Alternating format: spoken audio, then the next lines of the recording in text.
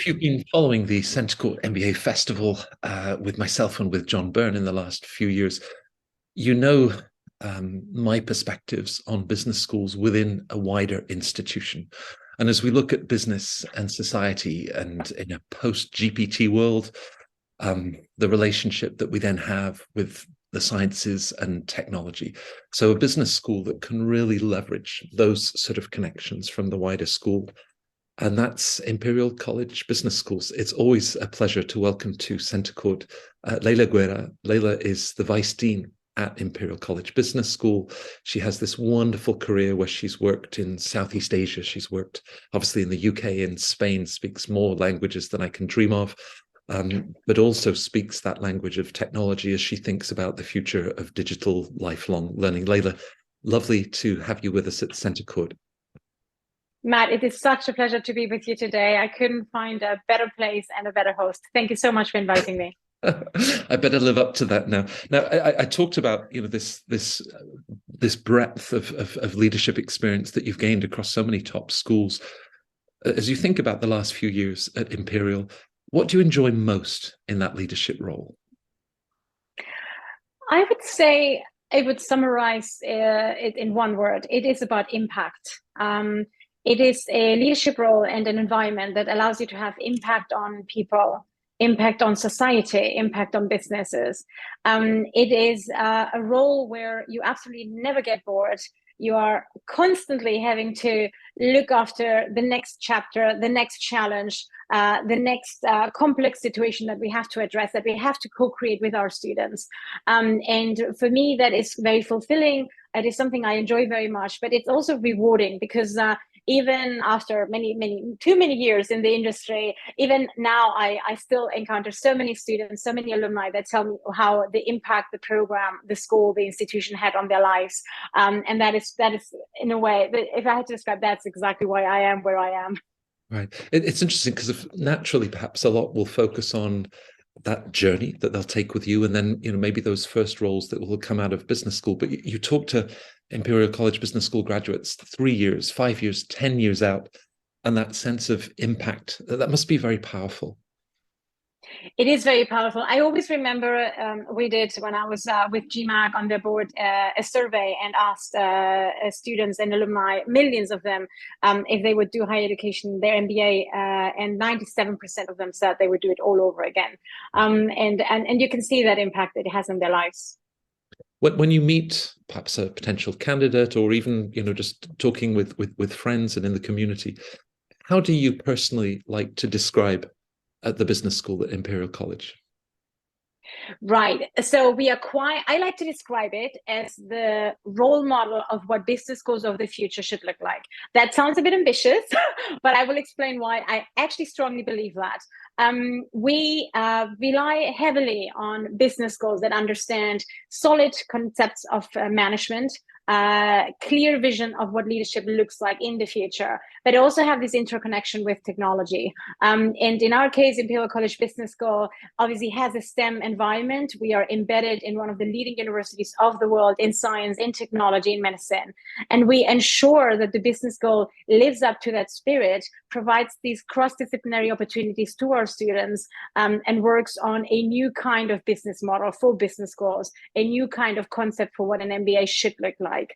And so I always like to think that in our case, we actually have all the ingredients to make that future development happening. And even in these last months where we've seen this massive disruption with generative AI, it is business schools like Imperial that are best prepared to actually handle and provide solutions to our students for them to then drive in their career and personal development. So when students, that was a long answer, though. There's so much to pack in, and when students are thinking about how they will organize their year-long experience in the MBA program, they're mindful that there's so much going on also in the wider college, and you really do encourage that interaction with everything that's taking place in the wider institution. That is correct. And it is a research-driven university, and which means that all of the approach we take is fact-based. We very much are grounded on theoretical concepts that we then try with the applied connection to companies.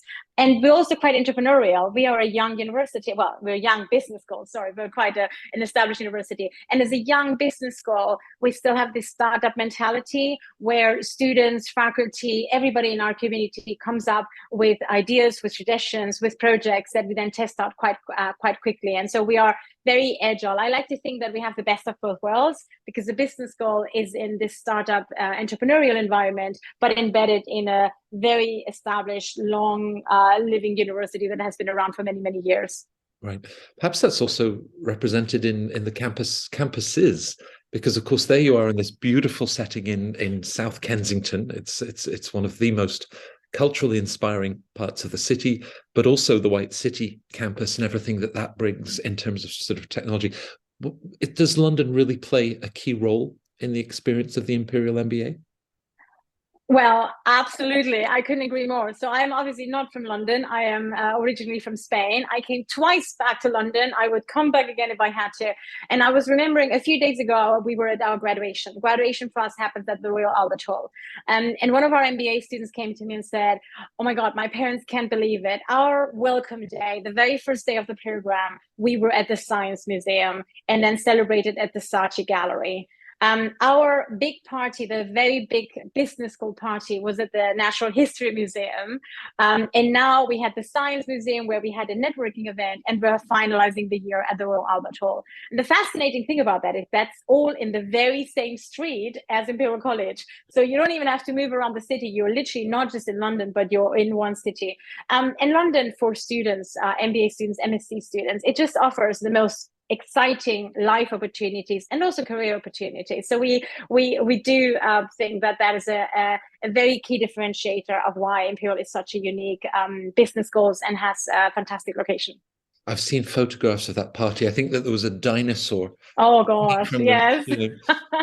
There are perhaps dinosaurs in the financial markets of London, but Imperial's approach strikes me as being far more cutting edge as we think about fintech and really, the latest developments around climate finance. That's another program that you offer. Yes, that's true. We have a large program portfolio, and our approach is, if you look, for example, at our MBA, it's a boutique MBA, but it's embedded in a very large MBA suite. And it drives and connects with the specialized programs that we offer, everything from climate change, sustainability, business analytics, fintech, strategic marketing. And so for us, it is quite feasible to offer each student a very personalized journey. But we also like that to connect us to the grand challenges that society is currently facing. So we expose students right from the very beginning towards not just what their education is going to be, what their career transformation is going to be, but also how their role is going to be in shaping the future of society, the future of companies. Our dean likes to always say that at Imperial, you're always at the driving seat. You're not just passively sitting there looking at your educational journey while it progresses. You are actually very much actively involved in co-creating and co-shaping your own future and the future of the business school. And in that driving seat, presumably then choices of electives, because you talk about sustainability, finance, there's so many different options.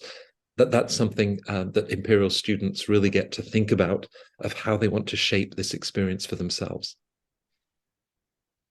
That is correct. So besides a very large elective portfolio where many of our students actually share electives across the program, so you are getting to connect and network with students from other programs. We have shared experiential projects. We are also connecting to the college to very recently launched, for example, an elective with our computing department. And it really is this idea that you can personalize and adapt and choose as many options as are valid for you. Linked to our academic departments, of course, as I mentioned, and also to the centers. So to mention a few, we're currently having a center on deep tech. Climate change, as you've mentioned before, is very, very important and a high priority for us. And even in diversity, with the work we've been doing on societal engagement with the Leonardo Center, are things that our students are actively exposed to.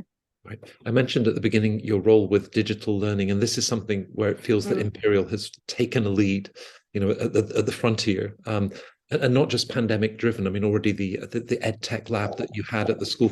So how has that then shaped the different options? If there's the full-time presence-based class, but you have a very, very successful and top-ranked online MBA, the weekend MBAs. How have you seen the delivery of the MBA sort of evolve in the last few years? So Matt, and you know I'm so very passionate about digital transformation. So Imperial has been experiencing and working with the online environment for over 15 years. We are, as you might mentioned, our online MBA is actually ranked second in the world. Our business analytics online and our strategic marketing online are also ranked second in the world. And what is behind that is a very clear combination between our academics working on this, but also the Idea Lab. The Idea Lab is the Innovation, Digital Education and Analytics Lab, which focuses on education and technology and exposes all of our students to the cutting edge technologies that they should have in their program. In this case, for us, particularly after the pandemic, it means that our programs are actually delivered on high flex. So it is no longer just face-to-face or just online. You actually have the opportunity of shaping the methodology that you're being using depending on your personal journey. We believe that it's part of our strategic development and part of our what is very likely going to be the future model of business schools. And it goes back to this idea that students from all over the world should have the opportunities of attending business schools and also having the flexibility of attending live events that might take them away from their main campus for a particular reason or for a particular time frame. And so high flex has been proven to be very, very successful in our case. And then when it comes to digital transformation, the fact that it is very embedded in who we are, in our nature, it means that when disruption comes, such as, for example, AI, we're very quickly prepared in championing a broad model around how we can respond to ensure that students are prepared. And so when they do go to the job market, they have an answer to what is very likely coming their way. Right. With the different high flex and multimodal models that you've looked at, as students then reflect back to you, yes, it was great to be able to do this as a live session, but equally, what we were then doing perhaps digitally. What sort of feedback are they giving as they're exploring, what is a mirror to wider society? So I think at the end of the day, students want choice. They want the opportunity of choosing what is right for them. And they are moving away, and particularly with the generational change, Gen Z, we are experiencing that they are wanting to be able to tailor what is the right approach for them, for their career journey, and also for their personal circumstances. We may often talk about diversity, but we sometimes forget about how diverse minds works and how we can adapt our educational setting to provide that opportunity. And so what we know from our students is that they just want the choice. That's the first thing they're telling us. When it comes to the student satisfaction, since we introduced HighFlex, we have highest student satisfactions we've ever had. One of the highest, I would say, in most of our programs, mostly because, first of all, they're getting a high quality experience. They are seeing that the pedagogical model is not something that we're just experimenting and piloting, that it's very well thought, that is fact-based, as I mentioned, research-based on what we know is best for their experience, and that we're also quite agile and quickly responding when things are not working. And that can mean, for example, that a technology is not ready, or that we're actually having a technology that is not adapted to who we want to be, or that a delivery is having to be adapted. And we're, in that sense, quite agile in responding to what the students are providing us as feedback. But they want personalization, they would like flexibility, they want the option of choosing, and doing that in a rigorous way that also explains to them very clearly, this is the options you have, and these are the consequences, and obviously the learning outcomes that are delivered to that. So at the moment, we are definitely seeing a very fantastic response from the students and that's why it's also shaping our future strategy. So with that high flex background, and then the rigor, whether it's in finance or any other field, that's a very strong academic program, but you must witness in the year of the full-time MBA program, the very personal journey that each individual takes, perhaps where they were in that first week, and then you see them graduate at the Royal Albert Hall. How much emphasis is the program placing on personal development and leadership skills? That's a fantastic question. So There was, I like to talk about leads. It's a concept that we've been working on for a while, and leads for us is a definition of what the leadership skills of the future are looking like. So we've been talking to many of our recruiters, and we know from surveys and from understanding of the market what they're currently looking for. And it was moving away from the traditional concept of leadership that we might have known over the last 20, 30 years, and evolving to a broader concept of leadership, which is what I call leads. And it stands for a leader that is ethical, that is having in mind the societal impact its action generates, that is diverse. So diversity is very much on front line, and that is in a way also not just working on their own personal journey, but also on the journey that society will have.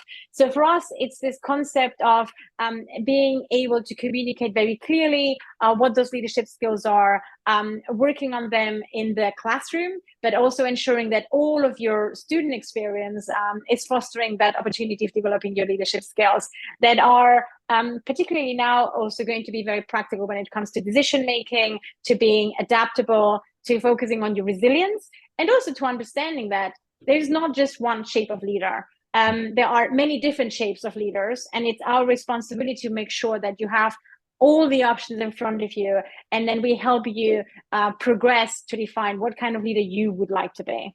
Right. I'm not sure if I'm answering your question, but I mean, it's certainly what we hope to capture at Centre Court is how people can then explore the program, looking at leads, all of the dimensions that you're sharing. So it's wonderful to provide this level of detail. I guess also at the level of preparing them for the job market. You talked about all of the feedback that you get from recruiters across multiple industries, and all of the work that your career services team is doing. At graduation, is there advice that you then have for them for those next steps? I mean, you have yourself a very international background. You do speak many languages. To also bear in mind, they've just been in an MBA program with individuals from all over the world. What role will that then play as they take those next career steps? So my often the recommendation I would give to students are mostly the same challenges I faced or I still face, and I have to remind myself. The first one is that you really should try and be authentic to yourself, that you're honest to yourself and you're honest to the market, to the recruiters, to your colleagues on who you are. Many times we have this self-imposed idea of what people want from us. If you're a student, if you're a candidate, you go to an admissions interview and you're trying to reflect what you believe the interviewer would like to see in you instead of just being yourself. When you go to a job interview, a similar situation happens. And so for me, it's really reminding everybody, if you're here, if you're there where you are, if you're in the MBA program that you have achieved, or if you're in the job interview where you're being selected, it's because of who you are. And trying to express that very clearly and very honestly is one of the first recommendations I always make to any student. I remember I myself, in one of my first roles, was trying to just fit into what I thought was the box that they had shaped for me. And somebody told me, but Leila, you were hired for who you are, not for who you think they want. So that's the first recommendation. The second recommendation is, I know it's a bit of a word that we overuse in business school, but it's really this idea of networking. And not to underestimate the power of the network, or the power of connecting, the power of emotionally connecting to people that are with you in a very specific year of your life and are going to be transforming your life, and you're going to transform their life in ways that are way deeper than you would ever expect. And so while it might sound a little cliche, is this idea that you're connecting at such a deep level that this will actually be going with you forever. I did my MBA in 2007. It's ages ago. And I still feel this feeling of belonging to a cohort, to a program, to an institution that remains with me and allows me to address challenges and opportunities in a way that makes me feel that there are a lot of people that have my back and that are sounding boards for me to reflect. So the second point is about the network. And the third thing is that what I do tend to recommend is that they also encourage to give forward. that we are very privileged in coming to education, and that we also reflect on how can we actually take this to the next generation? What can we share? And that might be, if you're an MBA student, you can mentor an MSc student. And if you're an alumni that left 10 years ago, you can still give back to communities, to your business school or your university. And that giving back will make sure that there's a very strong connection. So those are the three things that I would definitely always recommend to students when they're at graduation. The final point I always end is, don't forget to have fun.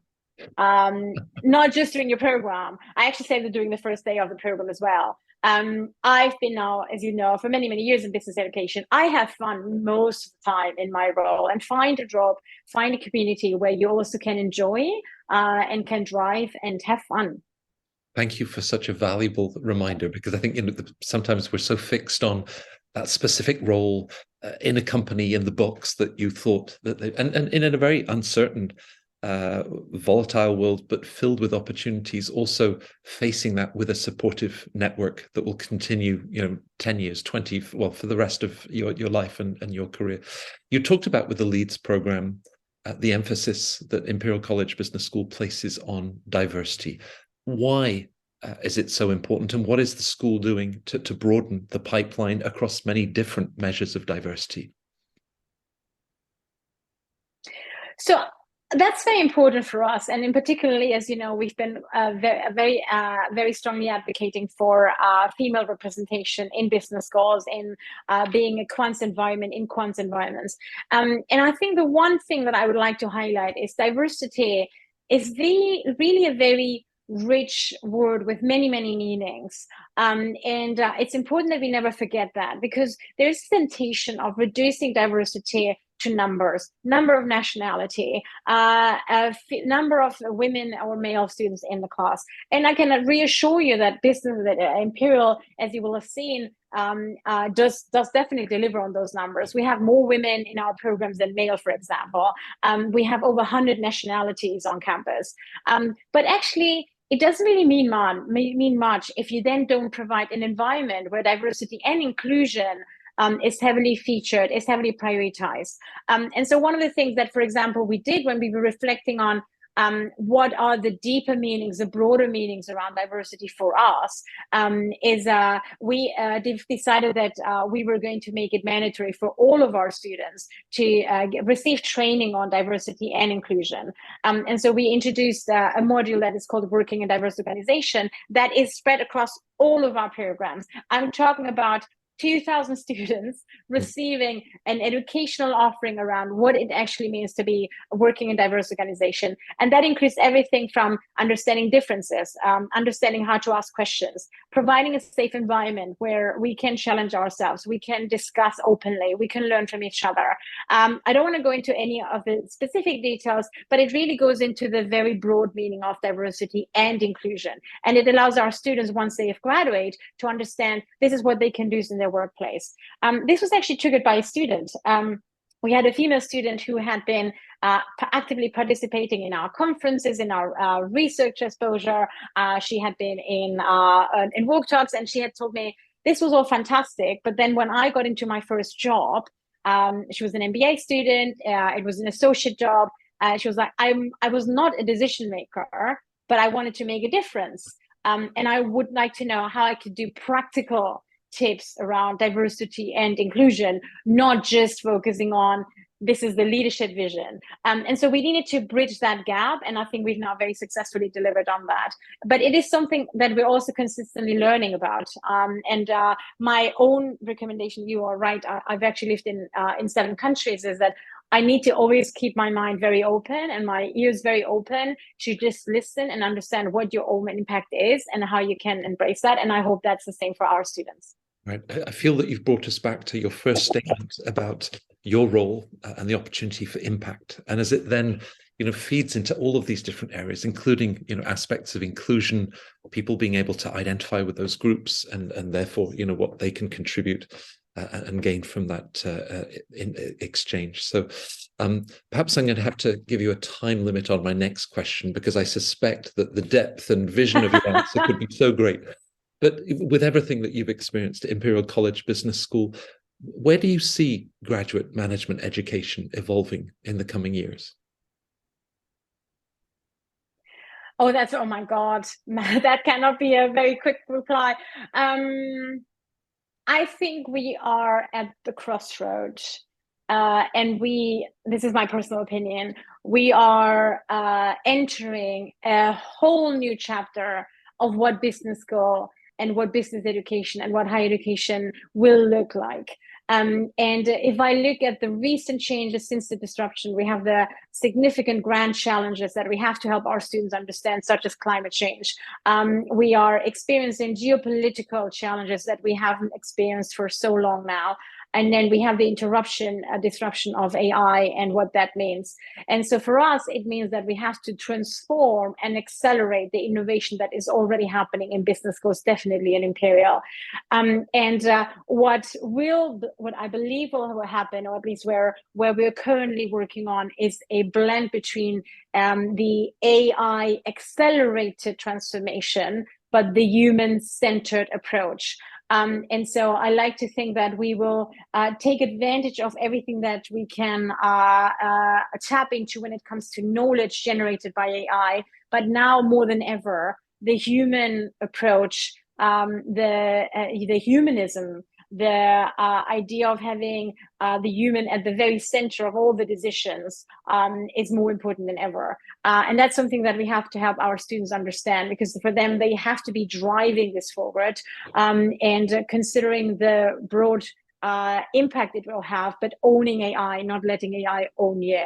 And so it will be interesting to see how business schools react to that. For higher education, as we try to increase the impact, the regional impact, as we try to reach more students around the world that are just so capable, that have so much talent, and that could benefit more than ever from this educational offering. It is our responsibility to make sure we can actually reach them and increase our voice and find this combination of AI accelerated, human centered. So I think it's moments of transformation that comes with significant risks and challenges, but also with massive opportunities. Yeah, if I were to put into words what all of our viewers at Centre Court can see, I mean, as you describe that combination of AI and human-centered, but opportunity, and you share this with so much vibrancy and energy, which characterizes the sort of experience that they'll then enjoy at Imperial. So, your advice for anybody thinking about this big next step, investing in themselves, an MBA or a specialized master's program, what do you like to share with people as they consider their options? I would say, I can definitely say, you will not regret it.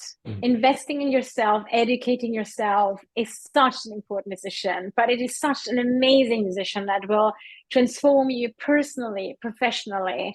And if you have any doubt about should I do an MSc, should I do an MBA, I can reassure you from having done it that it is one of the best decisions you will ever take. It is life transforming. The second thing is that find the one solution that fits with you. There's a lot of noise and there are a lot of amazing opportunities. Obviously, I'm speaking today for Imperial, but I can reassure you, find the one place where you will feel that you can drive, that speaks to your own identity, that will help you develop your own impact. Explore, ask questions, try to reach out to as many people as you can. If the financials are the one that you're saying, oh, but Leila, this is a really big investment, please reach out to the scholarship teams, to the financial aid teams, to really consider what actually can I do. And the third thing I'd say, this can be quite overwhelming. Start with the first step. The first idea of actually, this is the one for me, why not? And then from there, the journey is actually easier than you would expect, and to the point that many students actually do come back for another degree, another program, another certificate. And as I said, you will not regret it, and it is just such a worthy investment in oneself. Well, the statistics that you shared earlier of people, going through that experience and say, I'd sign up for it all over again, I think speaks for itself. And you've helped our readers or our viewers to take that first step in terms of finding out more about the school, there's a great team at Imperial for them to then be able to talk to. And of course, all of the students and the alumni have written about some of the stories and the things that they're doing in sustainability and female healthcare. It's just phenomenal. So we're very fortunate to have had you with us at Centre Court to share some of that energy and the sense of possibility. It's always an absolute pleasure to host you, Leila. It was such a pleasure to be with you today, Matt. And thank you once again for inviting me. The work that you do at Centre Court is such an important work and reaches so many people's lives that I think it's something that I am very, very proud I could be a part of. Thank you very much.